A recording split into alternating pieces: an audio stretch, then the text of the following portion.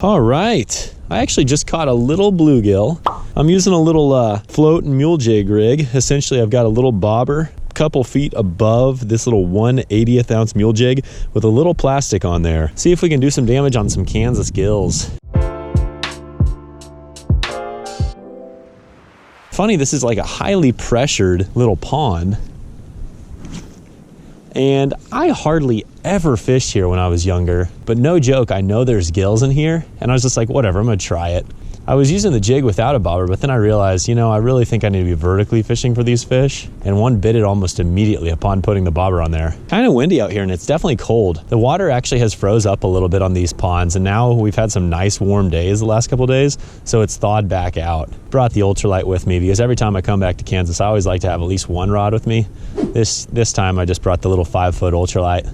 Shimano Sojourn 5-foot ultralight.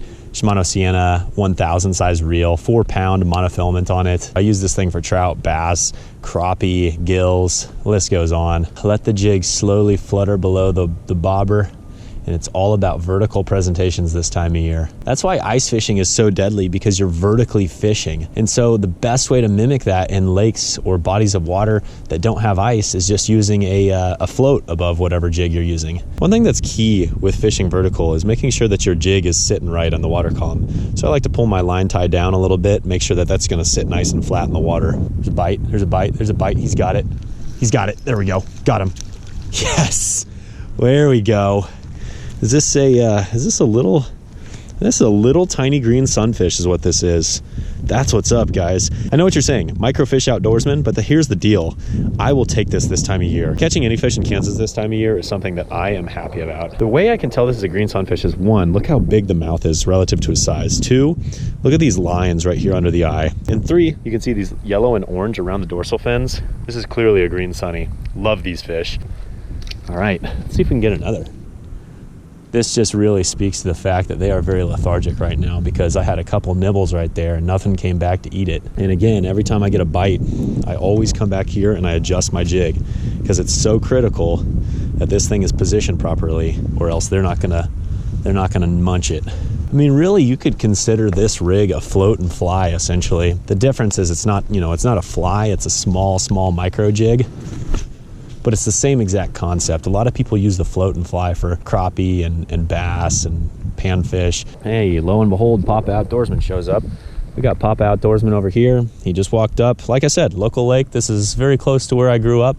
Never hardly fished here back in the day, but hey, why not? I don't know if I've ever really caught many fish this time of season in Kansas besides crappie. Today is December 27th, I want to say. By the time I post this video, it might be like, January 12th or something, but that's just because I'm slow at editing. Oh, whoa. I cast my rod tip off. Oh gosh. I don't know what the heck happened there. Okay, we're good. They're willing to eat the plastic, but I think this same jig tipped with a waxworm, I'd probably already have like 10, 15 fish. Oh, got him. Yes, there we go. Thank you, sir. Little bluegill. My friends, I will take it. I don't care what you say. He might be small, but microfishing for little bluegill during the dead of winter is cool with me. I'm gonna get a little picture of my little homie because I like him and I respect him. Okay, Papa Outdoorsman, now making fun of my small fish. Whatever. You know what? A fish is a fish this time of year. Then again, I say that all year. A fish is a fish. Little guy, but I'll take him. Yeah, well, whatever. I don't intend to catch any big jumbo gills. I just intend to catch whatever bites, and I'm thinking they're all gonna be about that big. And that's okay. That is okay, people. It's not always about catching jumbos. It's funny. It's like I'm here at this pond right here, and I grew up, a mile down the road. And this is actually like a park, and so there's baseball diamonds and soccer fields. When I was a kid, maybe 8, 10 years old, I was, playing games out here. I was playing soccer, playing baseball, whatever, t-ball, I don't even know. I worked concession stands up at the baseball fields. Like, it's so meaningful coming back here. Whether or not I catch fish, man, I did catch a fish, so that's pretty cool.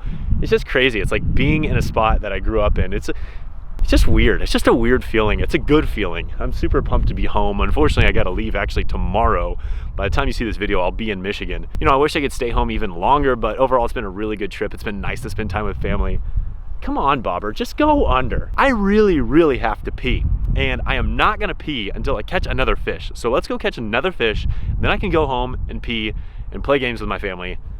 It's a plan. Let's go. My family has all walked home because I'm getting too distracted by small fish. Sometimes you have to identify the things in your life that make you happy, and you just got to do them. You don't got to feel bad about doing them, because if fishing is what makes you happy, you should spend time doing it, and that way you're going to be happier around the people that you love. So I'm going to fish a little bit longer. I'll meet them back at home, and then I will be my best version of myself. That's a little bit of wisdom for you today. You know, today's video is not only about small fish on a vertical presented jig, it's also about wisdom. Okay, enough wisdom, back to fish. Come on, Bobber, go under, please go under. I wish someone would just show up in a van and give me some waxworms. One, I have to pee, and two, I want to go spend time with my family. Come on. Fish, do me a favor and just bite now. Oh, what? It just got bumped. You butt. Why do they bump it and not, oh, get him, yes! Best one of the day, best one of the day. Slab daddy, want a boogie, let's go. Crappie? Hey, Kansas crappie to end the day? Now I can go home and pee? This is awesome. Let's get an epic release of little ombre here. Super stoked. I didn't even know there were crappie in here. I know he's small, but I'm happy. Can you believe this? I actually just caught a crappie, a very, very small crappie at that, but I tell you what, it's a Kansas crappie, and it's December 27th, and this water temp is 36, 37. Yes! Now I can go home, go pee, play some games with my parents, drink a couple beers, and enjoy the rest of my day. And you know what? I hope you all enjoy the rest of your day as well. Make sure to spend some time with family, whether it's a holiday season or not. It's wonderful.